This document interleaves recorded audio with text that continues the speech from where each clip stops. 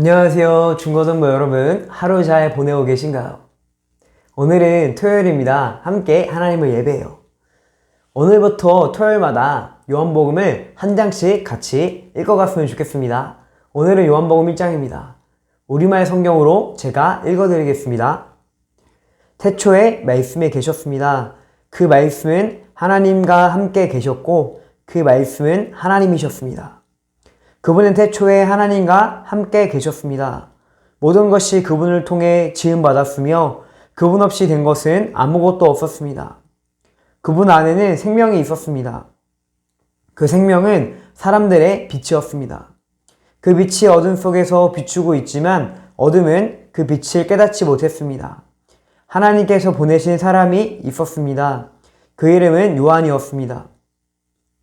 요한은 그 빛에 관해 증언하러 온 증인이었는데 이는 그를 통해 모든 사람이 믿게 하려는 것이었습니다. 요한 자신은 그 빛이 아니었습니다. 그는 다만 그 빛에 대해 증거하기 위해 온 것입니다. 참 빛이 있었습니다. 그 빛이 세상에 와서 모든 사람을 비추었습니다. 그분이 세상에 계셨고 그분이 세상을 지으셨지만 세상은 그분을 알아보지 못했습니다. 그분이 자기 땅에 오셨지만 그분의 백성들이 그분을 받아들이지 않았습니다. 그러나 그분을 영접한 사람들, 곧 그분의 이름을 믿는 사람들에게는 하나님의 자녀가 될 권세를 주셨습니다. 이 사람들이 하나님의 자녀로 태어난 것은 혈통이나 육정이나 사람의 뜻으로 된 것이 아니라 하나님의 뜻으로 된 것입니다. 그 말씀이 육신이 돼 우리 가운데 계셨기에 우리는 그분의 영광을 보았습니다. 그것은 은혜와 진리가 충만한 아버지의 독생자의 영광이었습니다. 요한은 그분에 대해 증거에 맺혔습니다. 내가 전에 내 뒤에 오시는 그분이 나보다 앞선 것은 나보다 먼저 계셨기 때문이다 라고 말했는데 그분이 바로 이분이시다. 그분의 충만함으로부터 우리 모두는 분에 넘치는 은혜를 받았습니다. 율법은 모세를 통해 주셨지만 은혜와 진리는 예수 그리스도를 통해 왔습니다. 지금까지 아무도 하나님을 본 사람이 없었습니다. 그러나 아버지 품에 계시는 독생자께서 하나님을 알려주셨습니다. 예루살렘의 유대 사람들이 제사장들과 레위지파 사람들을 보내 당신은 누구시오? 라고 요한의 정체를 물었을 때 요한이 한 증거는 이렇습니다. 그는 거절하지 않고 고백했습니다. 나는 그리스도가 아니오. 그들이 물었습니다. 그러면 당신은 누구요? 엘리야요? 요한이 대답했습니다. 아니요. 그러면 그 예언자요? 그가 대답했습니다. 아니요. 그러자 그들이 말했습니다. 그러면 도대체 당신은 누구요? 우리를 보낸 사람들에게 가서 대답할 말을 좀 해주시오. 당신은 자신을 누구라고 생각하오? 요한은 예언자 이사야의 말로 대답했습니다. 나는 주를 위해 길을 곱게 하라고 강야에서 외치는 사람의 소리오. 보냄을 받은 유대 사람들 중에는 바리새파 사람들이 보낸 이들이 있었습니다. 그들이 요한에게 질문했습니다. 당신이 그리스도도 아니고 엘리야도 아니고 그 예언자도 아니라면 어째서 침례를 주시오? 요한이 대답했습니다. 나는 물론 침례를 주지만 여러분 가운데 여러분이 알지 못하는 한 분이 서 계시오. 그분은 내 뒤에 오시는 분인데 나는 그분의 신발끈을 풀 자격도 없소. 이 일은 요한이 침례를 주던 곳 요단강 건너편 베다니에서 있었던 일입니다. 다음날 요한은 예수께서 자기에게 다가오시는 것을 보고 말했습니다. 보시오, 해상제를 지고 가시는 하나님의 어린 양이십니다. 내가 전에 내 뒤에 오시는 분이 나보다 앞선 것은 그분이 나보다 먼저 계셨기 때문이다라고 말했던 분이 바로 이분입니다.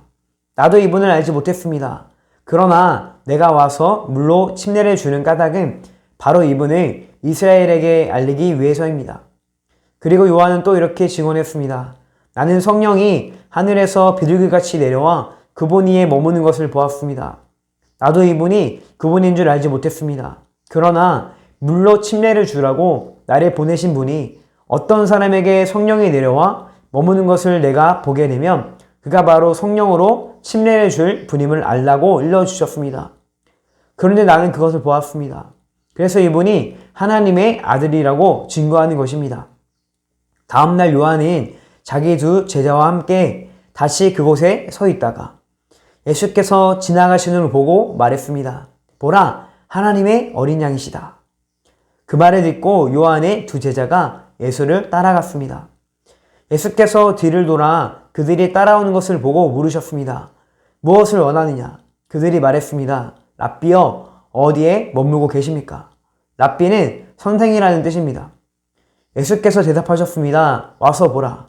그래서 두 제자는 가서 그분이 계시는 곳을 보고 그날 그분과 함께 지냈습니다. 때는 오후 4시쯤이었습니다. 요한의 말을 듣고 예수를 따라간 두 사람 중 한 사람은 시몬 베드로의 동생 안드레였습니다. 안드레는 가장 먼저 자기 형 시몬을 찾아가 말했습니다. 우리가 메시아를 만났다. 메시아는 그리스도라는 뜻입니다. 그리고 그는 시몬을 예수께 데려왔습니다. 예수께서 시몬을 보고 말씀하셨습니다. 너는 요한의 아들 시몬이구나. 이제 너는 게바라고 불릴 것이다. 게바는 베드로라는 뜻입니다. 다음날 예수께서 갈릴리로 떠나시려다 빌립을 만나 말씀하셨습니다. 나를 따라라. 빌립도 역시 안드레와 베드로처럼 벳세다 마을 출신이었습니다. 빌립은 나다나엘을 찾아가 말했습니다. 모세가 율법에 기록했고 예언자들도 기록했던 그분을 우리가 만났소. 그분은 요셉의 아들 나사렛 예수시오. 나다니엘이 물었습니다. 나사렛에서 무슨 선한 것이 나오겠는가? 빌립이 말했습니다. 와서 보시오. 예수께서 나다니엘이 다가오는 것을 보시고 그에게 관해 말씀하셨습니다. 여기 참 이스라엘 사람이 있다. 이 사람에게는 거짓된 것이 없다. 나다니엘이 물었습니다. 어떻게 저를 아십니까? 예수께서 대답하셨습니다. 빌립이 너를 부르기 전에 내가 무화과 나무 아래에 있을 때에 내가 보았다. 그러자 나다니엘이 대답했습니다. 랍비여, 당신은 하나님의 아들이시며 이스라엘의 왕이십니다. 예수께서 그에게 말씀하셨습니다. 내가 무화과 나무 아래에 있던 너를 보았다고 해서 믿느냐?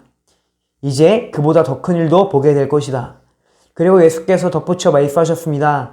내가 진실로 진실로 너희에게 말한다. 너희는 하늘이 열리고 하나님의 천사들이 인자 위에서 오르락 내리락 하는 것을 보게 될 것이다. 아멘. 같이 기도하게 나옵니다. 첫째, 예수님께서 나에게 영원한 생명을 주러 오신 분이라는 것이 믿어지고 그 생명을 얻고 누리게 해달라고. 둘째, 중고등부가 주 안에서 하나 되게 해달라고. 마지막으로 각자 기도 제목을 갖고 함께 기도하겠습니다.